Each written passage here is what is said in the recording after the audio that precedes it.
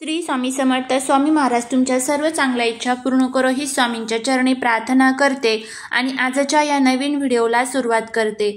आपल्या हिंदू धर्मात पितृपक्षाला अत्यंत महत्त्वपूर्ण मानले जाते. पितर आणि पूर्वजांच्या आत्म्याच्या शांतीसाठी पूजेसाठी वर्षातील 15 दिवस विशेष मानले जातात, ज्याला पितृपक्ष असे म्हटले जाते.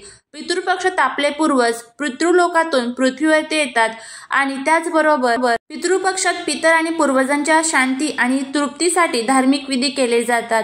या दिवशी श्राद्ध आणि पिंडदान करण्यास फार महत्त्व आहे.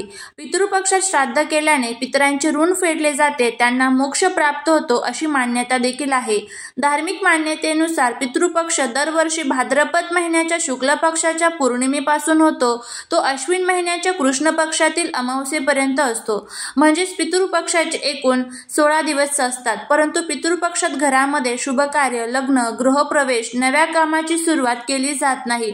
यंदा 2025 मध्ये पितृपक्षाची सुरुवात ही 7 सप्टेंबर वार रविवार या दिवशी सुरू झालेली आहे. या दिवशी चंद्रग्रहण सुद्धा असणार आहे आणि त्यानंतर याची जी समाप्ती आहे तर ती रविवार 21 सप्टेंबर 2025 रोजी समाप्त होणार आहे. या दिवशी सर्वपित्री अमावस्या असणार आहे.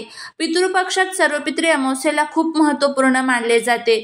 जर पूर्वजांच्या मृत्यूची तिथी ठाऊक नसेल तर तुम्ही सर्वपित्री अमावस्येला श्राद्ध आणि तर्पण विधी जे आहे तर ते करू शकतात.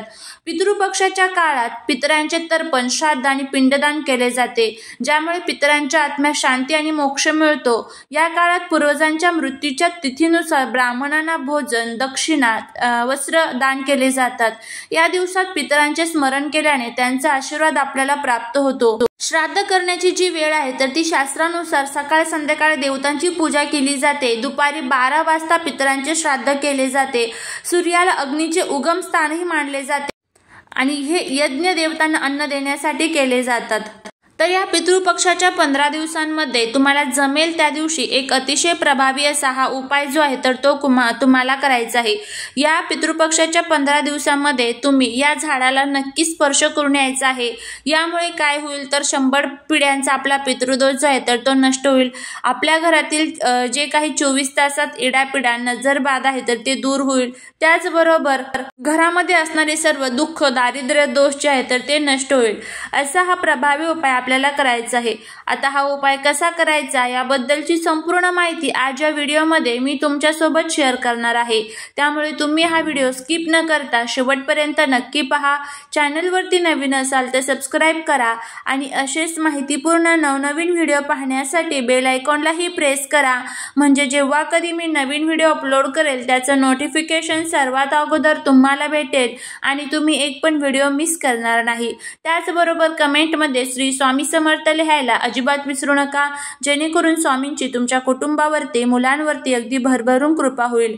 पितृपक्षात पितरांसाठी नैवेद्य बनवावा लागतो. यामध्ये अनेक प्रकारच्या भाज्या, खीर, पुरी, चपाती, काही जण पुरणपोळी आपल्या पद्धतीनुसार नैवेद्य बनवतात आणि ते पितरांना जेवण्यासाठी देत असतात. पितरांच्या शांतीसाठी या काळात पूजन केले जाते आणि त्याचबरोबर पितृशांती केली जाते. पितरांचे पिंडदान देखील या काळात केले जाते. यामुळे कोणत्याही प्रकारच्या समस्या येत असतील तर त्या नष्ट होतात. त्याचबरोबर पितृपक्षात पक्ष्यांना धान्य टाकावे, कारण आपले पित्र हे कोणत्याही पक्षाच्या रूपात येऊन ते खाऊन जातात असं म्हणतात. त्यामुळे या कालावधीमध्ये पक्ष्यांना आणि जनावरांना चारा हा आवर्जून द्यावा. गायीला देखील अनेक जण या काळात नैवेद्य दाखवतात. तसेच कुत्र्याला पोळी खाऊ घातल्याने देखील पापांपासून मुक्ती मिळते व पुण्याचे काम आपल्या हातून घडत असते असं म्हटलं जातं. त्यामुळे पितृपक्षात दान करणाऱ्याला देखील अत्यंत महत्त्व आहे. या काळात तुम्ही गरीब गरजू व्यक्तींना अन्नदान करू शकता. तसेच त्यांना गरजेच्या वस्तू, अन्न, कपडे दान करू शकता. यामुळे सुद्धा आयुष्यातील जे आपलं बॅड लक आहे तर ते सुद्धा कमी होण्यासाठी मदत होत असते.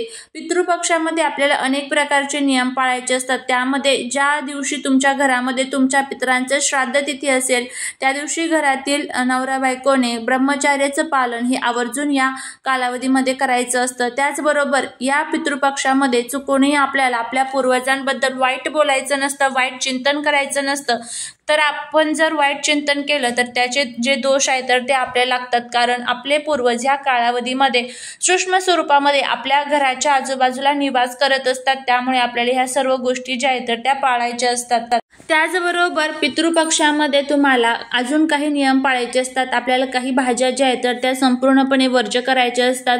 आता हे कोणते नियम आहे, कोणत्या भाज्या वर्ज्य करायचा त्याचाही व्हिडिओ चॅनलवरती अपलोड केलेला आहे, तोही व्हिडिओ तुम्ही चेक करू शकता.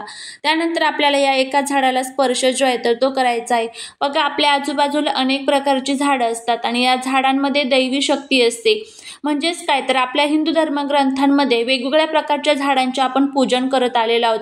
पिंपळाच्या झाडामध्ये साक्षात भगवान विष्णू निवास करतात. वडाचं झाड असेल, बेल असेल, त्याचबरोबर औदुंबर असेल, शमीचं झाड असेल, रुईचं झाड असेल, अशा अनेक प्रकारच्या वेगवेगळ्या झाडांची पूजा आपण करत आलेलो आहोत. आणि ह्या झाडांची पूजा आपण का करतो? कारण त्यामध्ये जी दैवी शक्ती असते तर त्याचा अनुभव आपल्याला यावा, आपल्यावरती साक्षात त्या देवताची कृपा विशिष्ट व्हावी, यासाठी आपण हे पूजन जे आहे तर ते करत असतो. तर अशाच पद्धतीने जर तुम्ही खूप कष्ट करताय, मेहनत करताय, पण तरीही तुमच्या कष्टाचं, मेहनतीचं फळ हे तुम्हाला मिळत नसेल, घरामध्ये आलेला पैसा हा घरामध्ये टिकत नसेल, सतत तो अडचणी अडथळ्यांमध्ये खर्च होऊन जात असेल, जर तुमच्या घरामध्ये पितृदोष असेल तर तुम्हाला कधीच कोणत्याच कामामध्ये यश मिळत नाही, सतत अडचणी आणि अडथळ्यांचा सामना आपल्याला करावा लागतो. त्याचबरोबर घरामध्ये जे नवरा बायको असतात ना तर त्यांच्यामध्ये सतत भांडण, कटकट, वादविवाद होत असते.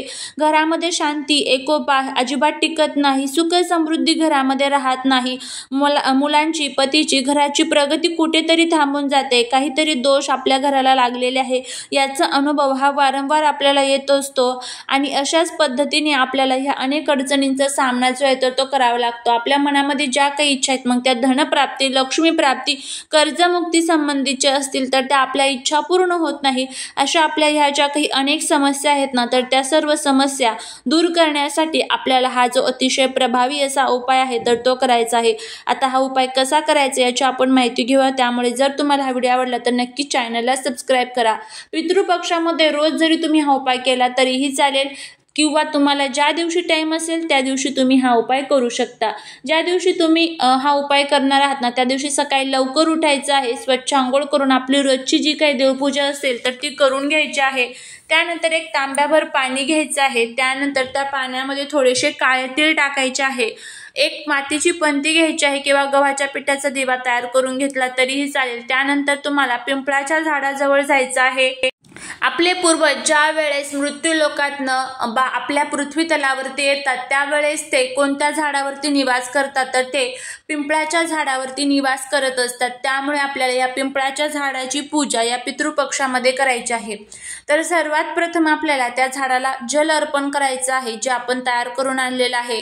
त्यानंतर तुम्हाला पंजिरी सुद्धा तयार करून न्यायची आहे. पंजिरी कशा पद्धतीने तयार करायची तर गव्हाचं पीठ थोडंसं भाजायचं, त्यामध्ये साखर मिक्स करायची, थोडीशी बडीशोप मिक्स करायची, थोडंसं खोबरं मिक्स करायचं आणि ही पंजिरी जी आहे तर ती तुम्हाला त्या झाडापाशी घेऊन जायची आहे. सर्वात प्रथम एक दिवा जो आहे तर तो तुम्हाला तिथे प्रज्वलित करायचा आहे. दिवा हा दक्षिण दिशेला तोंड करून लावायचा. दक्षिण दिशा ही आपल्या पूर्वजांची दिशा असते.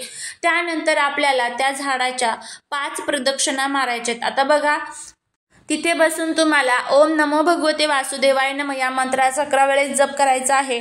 आणि त्याचबरोबर तुम्हाला ओम पितृदेवाय नमः या मंत्राचा सुद्धा 11 वेळेस जप करायचा आहे. हा उपाय तुम्ही रविवार सोडून इतर कोणत्याही दिवशी करू शकता. तर अशा पद्धतीने आपल्याला हा उपाय करायचा आहे. तुम्ही करून बघा, याचा नक्कीच तुम्हाला फायदा होईल. खूप प्रभावी उपाय आहे. तुम्ही जर हा उपाय केला तर याचे खूप चांगले अनुभव तुम्हाला येतील. जी पंजिरी आपण आणलेली आहे तर ती सुद्धा आपल्याला तिथे अर्पण करायची आहे. तर करून बघा, तुम्हाला याचा फायदा होईल. झालेली सेवा ही महाराजांच्या चरणी रुजू करते. व्हिडिओ जर आवडला असेल तर लाईक, शेअर आणि सबस्क्राईब करायला विसरू नका. भेटूया पुढच्या एका छानशा नवीन व्हिडिओत एका नवीन माहितीसोबत. श्री स्वामी समर्थ.